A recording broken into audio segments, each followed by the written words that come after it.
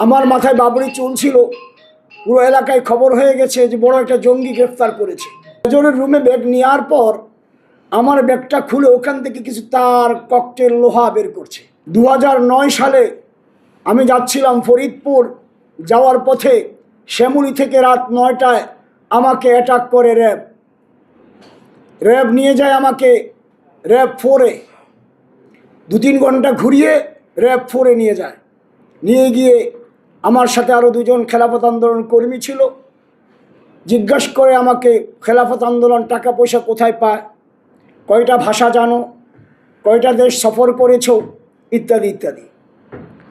আমার মাথায় বাবরি চুল ছিল, পুরো এলাকায় খবর হয়ে গেছে যে বড় একটা জঙ্গি গ্রেফতার করেছে। রাতে যখন নেয় মেজরের রুমে, র্যাব 4-এর মেজরের রুমে, এর আগ পর্যন্ত 4 বার আমার ব্যাগটা চেক হয়, ব্যাগে শুধু কাপড় ছিল।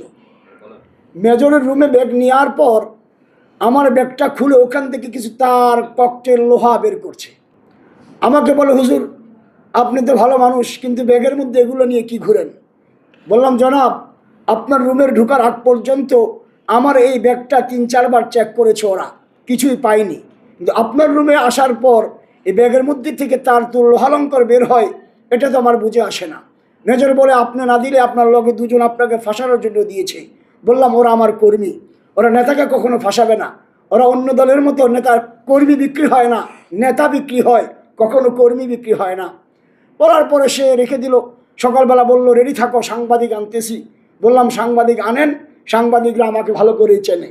পরে আর সাংবাদিক আনলো না, আমাকে নিয়ে গেল চোখ বেঁধে ঘুরাতে ঘুরাতে র্যাব 1-এ, উত্তরা।